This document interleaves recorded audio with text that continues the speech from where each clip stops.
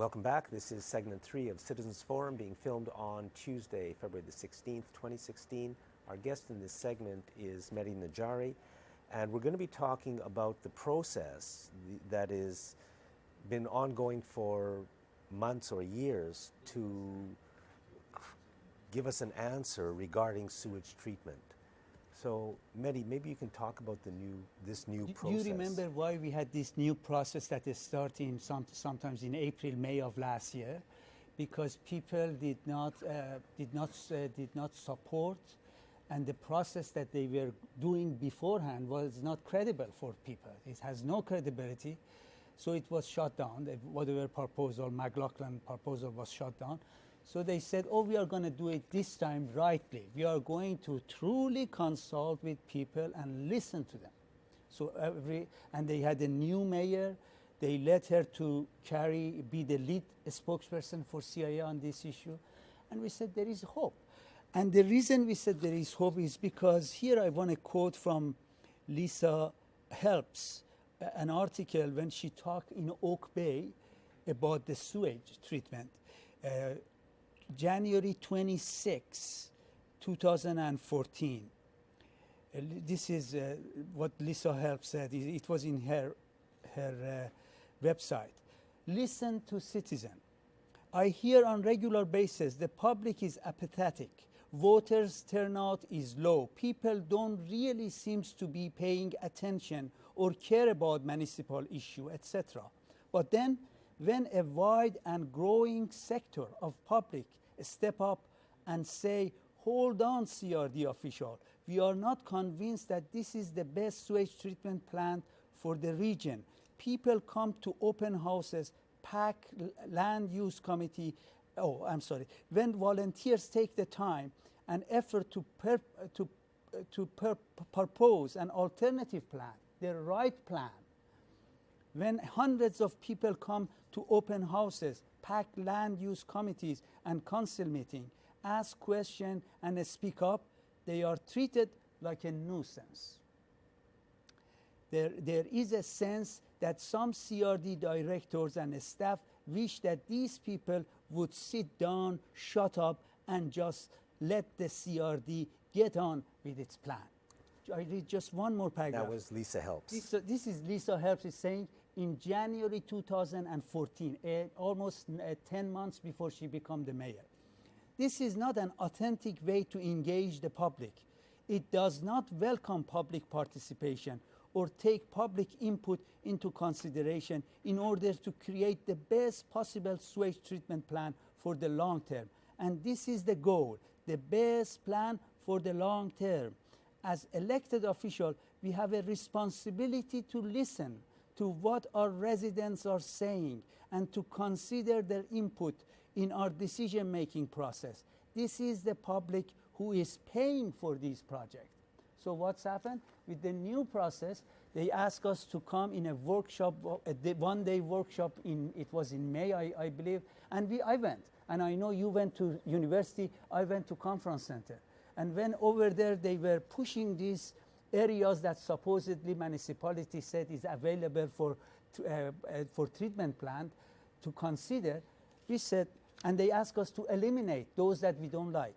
We said we don't have enough information to eliminate any site. We don't know what technology you are using. We don't know what kind of footprint you are talking about. We can't eliminate anything. No, you have to eliminate. It was really a charade. It was obvious that they have an agenda, they want to push it through and use the public presence as a prop. And propaganda, later propaganda, that we consulted with people on every aspect of these projects right from the beginning to the end. And that is what exactly they are saying. I want to say... I agree 100%. I was at a meeting and that's... And here is another thing Lisa Helps, January 19, 2014, her Facebook. She put a message in her Facebook. $100 million treasury sewage treatment plant in Modesto, California, $780 million secondary treatment plant in Greater Victoria. So she's mocking it.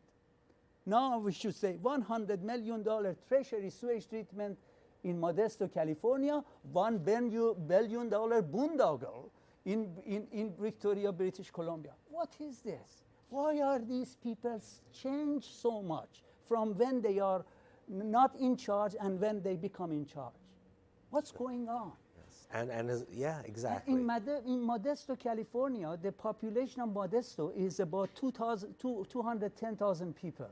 And this plant, the $100 million treasury plant that will be finished this year, they started it 2 years ago and they are going to finish it this year, that plant is going to encompass more than Modesto. There are smaller cities of 70,000 and so on.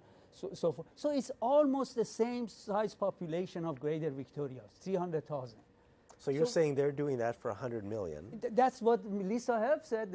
She was marking the CRD at that time in 2014. So now that she's in charge of it, no more marking. So what's going on? I mean, because big decisions are being made this month. Yes, and this so-called big decision is being made. They are saying that we have to do it because we have a mandate by federal government in order to protect that $83.4 million for PP3.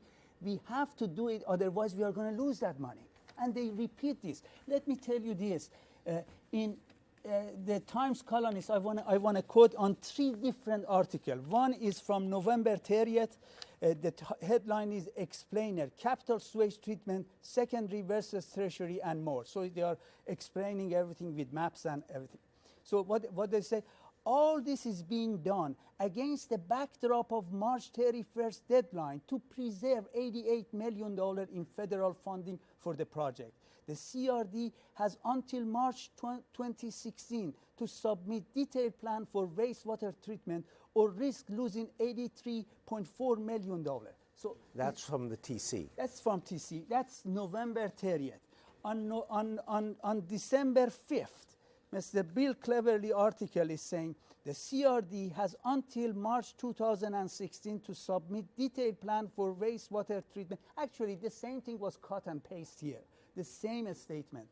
And then on January 13 of this year, Mr. Richard Watt, under the heading of Underground Sewage Plant Pitched for CRD, he is repeating the same mantra again. He said the CRD has until the end of March to submit detailed plan to treat its wastewater or risk losing at least $83.4 million. Okay, so is that correct? It is bogus because, first of all, that was under Harper government. The new government, as Brian mentioned to you, your last guest, when Trudeau, Prime Minister Trudeau issued his mandate letter to Minister of Infrastructure and Communities, Mr. Amarjit Sohi, he said, take that requirement out. So there is no more requirement for every project more than $100 million, it has to go through P3.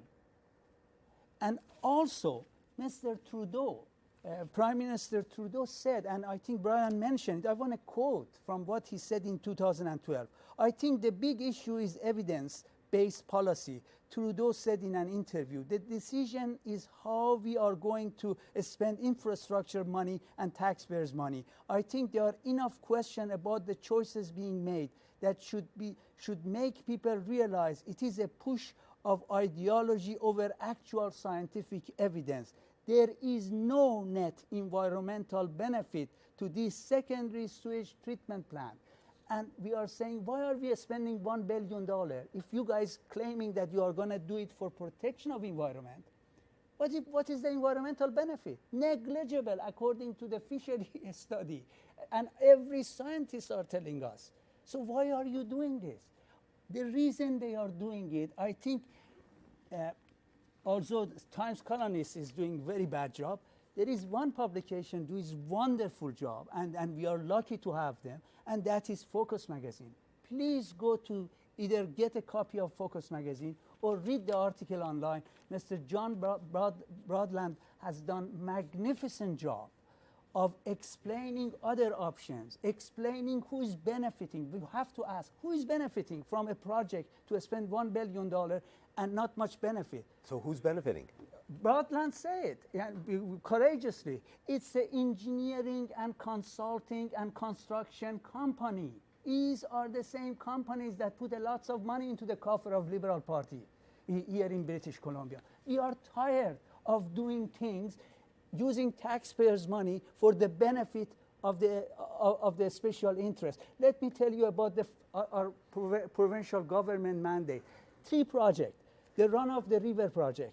They gave away our rivers to private interests, and then they promised them, they signed contract that we buy energy from you 2 times market price.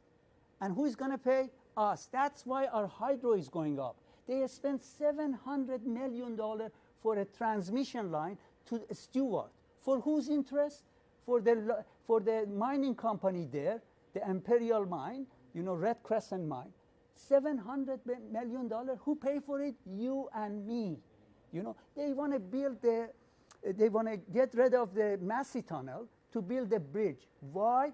Because Mr. Jimmy Pattison and the Vancouver port want that. It's not because of we needed it. So how much we are going to spend? $4 to $5 billion. Who is paying? Us. Who is benefiting? Mr. Pattison and other shippers. What is going on here? How much are we going to take? It's time right now for CRD. First of all, they never look at seriously alternative, innovative alternative. They haven't, but Medhi, we're out of time. Oh, sorry. Thank you so much for a picture that we've all got to keep in mind, folks. It's being done right in front of our eyes, and the role of the media in making sure we don't know any of these things it's a tragedy for us all. Thank you, Medhi. You're welcome. And thank you for watching this segment.